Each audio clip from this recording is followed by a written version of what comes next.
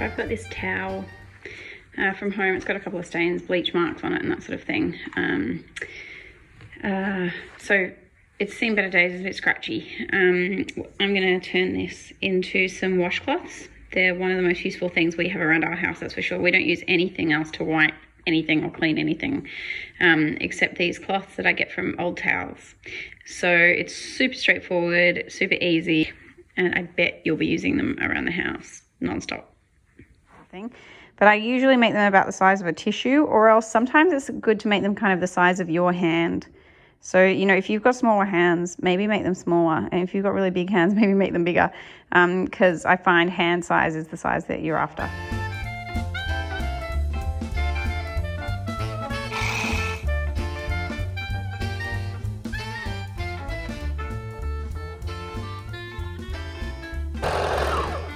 And I've got one finished wipe here, which is perfectly good, washable, over and over and over. You will use these for years. They're amazing. So a lot of you might not have overlockers. Not everyone does, obviously. So I've just got my domestic sewing machine here, and I've just set it on a fairly wide zigzag, like a 5 here, and a short stitch. So about 1.5 or a 2 in length, and about a 5 in width, and obviously zigzag. And then I'm just going down the edge of the pre-cut square instead. So you can kind of hang the stitch off the edge each time. So come in and then off the edge. Obviously don't try to sew on nothing completely, because that might bog up the machine a bit. But as long as you're kind of somewhat mostly on the cloth, it should be fine. So you can see I'm just going to come down that edge. You can see I'm just hanging that stitch off that edge. Anyway, and so you can just see a really fine zigzag down there. And that will keep that from fraying now in the wash as well. It's not as good for all those little bits that might come off in that first wash. You might find you have a lot of those little bits. So make sure you do that separately to the rest of your laundry. Maybe the first time, just run them through. But over time, that'll definitely hold in the frays just as well.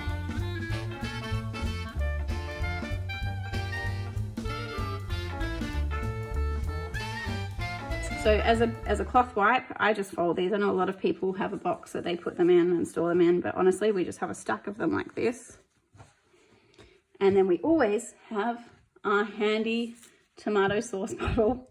It's empty, it's been washed out. Inside I put water with a tiny bit of the baby bath oil, the QV bath oil.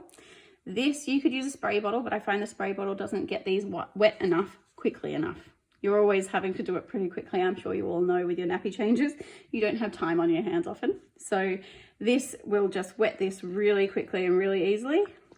And you can use that straight away on baby's bum. Bundle them in with your cloth nappy, wash them all the same.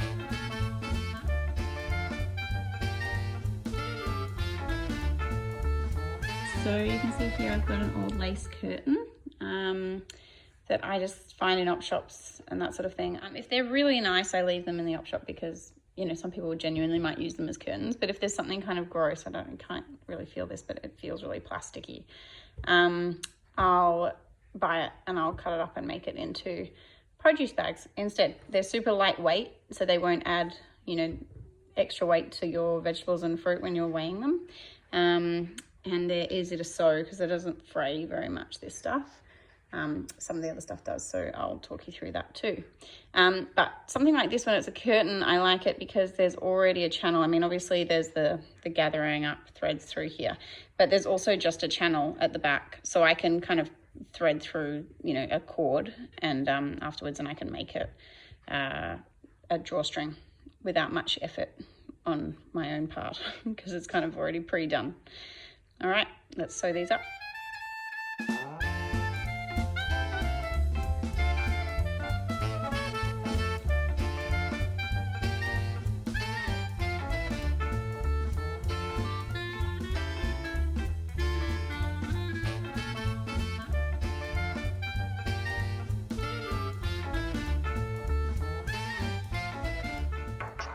Okay, so we've got it folded out the right way now. We've got the seams on the inside there. So I haven't overlocked or edged this because I know it's not going to fray away. But I'll talk about, you know, the sort of fabrics that do in a second. But here we've got a finished one. This is kind of, you know, you can see it's double hand size, so this is good for like bananas or something like that. And then we've got the double drawstring. So we've got it threaded through both sides. So you can just pull this up like this. And then you can tie these up if you need to secure it. Super handy and super quick. Maybe took me about, I don't know, 8 to 10 minutes. Okay, so now I've got this slightly different fabric. See, it's kind of got stains on it and everything, so it's kind of unusable for anything else. And it also sort of tends to have a bit more fraying to it, like it can kind of unravel and, you know, come away like that. So it would be prone to slowly kind of fraying away in the wash. So we'll kind of treat it in a different way. If you have an overlocker, just overlock your seams. That will definitely be the easiest way. But if you don't have an overlocker, that's fine too. We'll just do some French seams instead. So this piece I've cut double, so it's on the fold at the bottom. And so we've only got 2 seams to go up each side, and then we'll do the top.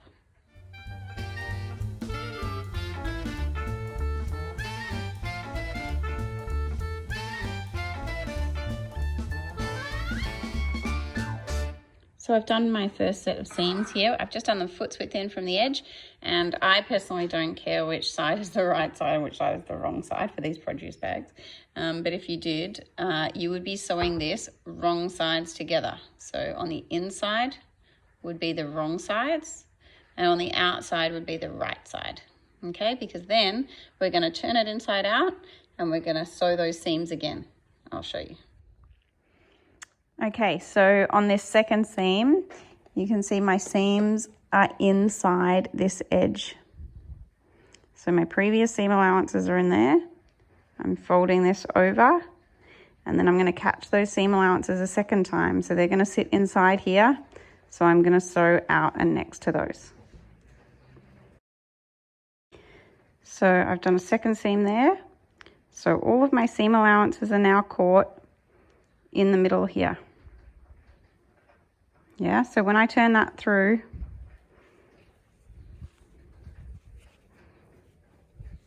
like this, I have a neat seam here, but then I also have a neat seam here, and my raw edges are caught in between. So I'll repeat on the other side. So my seams from that first line of stitching are here.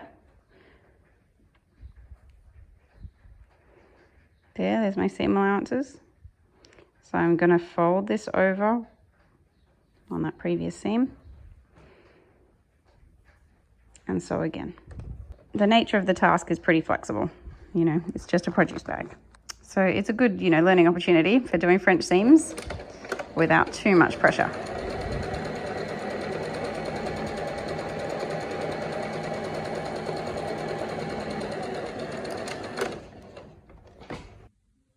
Okay, so once you've done your really nice little neat French seams, we'll just turn down the top and make a channel ready for our ribbon. Okay, so once we've done our nice neat French seams, we are going to turn the top down. So normally, when you're hemming something or making a channel, you would fold this channel onto the inside of the produce bag. But given I don't really want to faff about making an extra opening here, and I want my drawstring to come out of there, I'm actually going to fold it to the outside like this, and then that way I can just leave a gap in my sewing here, and that will be the opening for the drawstring, so that we don't have to bother trying to make any sort of intricate opening for the drawstring to come out of. Okay, so I'm just going to turn that twice. So if this was a fabric that didn't fray very much, you could get away with probably just turning it the once, just like this, and top stitching it down. But given this sort of disintegrates a little bit, this fabric, we're going to turn it twice. So we're going to turn it a little bit and then a lot, like this.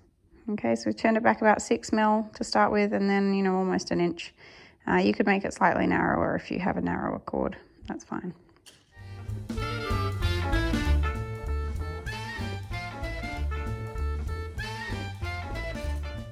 So I've pinned that really well all the way around.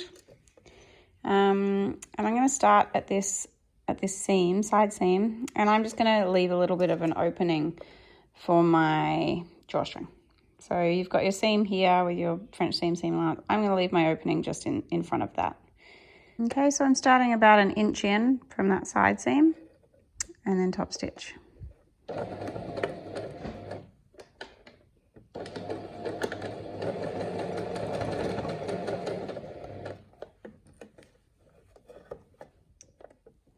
Okay, so I've come back to where I started, leaving that little bit there not sewn so that I can get a drawstring in there, back stitch and finish up.